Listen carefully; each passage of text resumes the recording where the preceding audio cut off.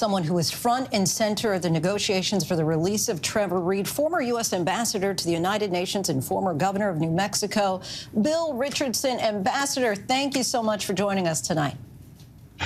Nice to be with you. Thank you. Great news.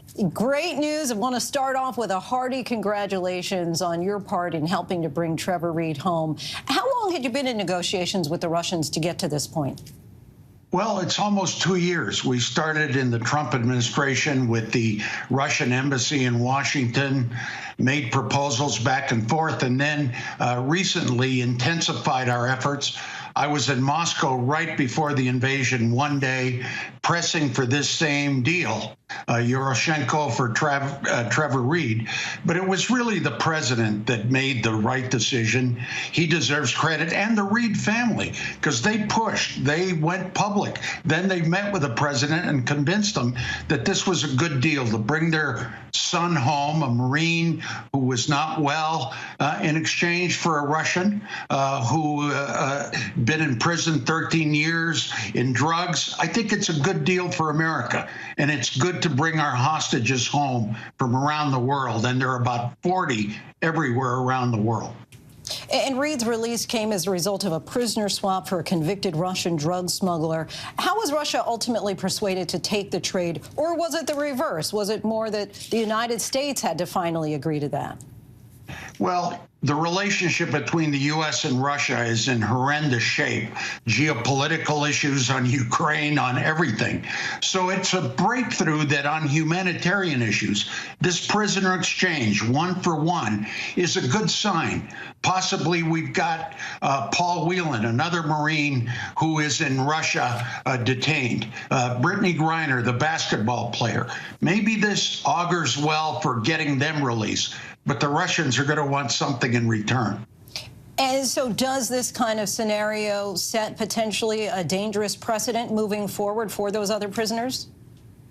Well, look, the Russians don't give up anything for free. I've been involved in releases around the world. The Iranians always, North Koreans, they get Americans as bargaining chips. They usually want something in return, usually another prisoner that they have in our country.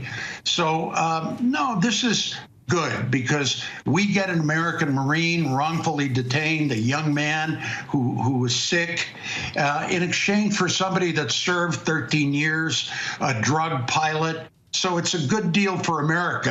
Kind of a difficult question here, Ambassador, just for a moment. I'm curious, had Russia, as it's been implied to us, been dangling that carrot for that drug smuggler earlier? Is it possible that Trevor Reed could have come home earlier if the United States had agreed to that term? No. You know, these exchanges take a long time. During the Trump administration, it didn't work, and the relationship between President Trump and the Russians was better than it is now, but it didn't work. So it depends on timing, luck. And lastly, staying on top of Brittany Griner for a moment, we haven't been hearing much from her or her family or even lawmakers to that matter. I'm sure there's not much you can say, but can you give us any sense at all of the strategy as far as being able to bring her home safely? Well, look, I don't want to go into details.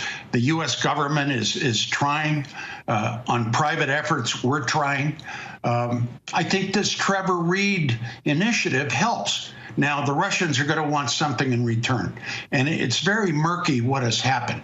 But she deserves to come home.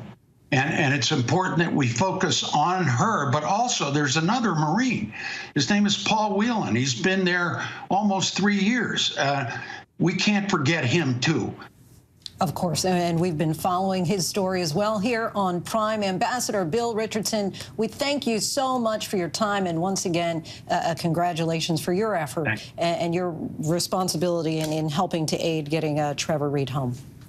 Thank you. Thank you very much.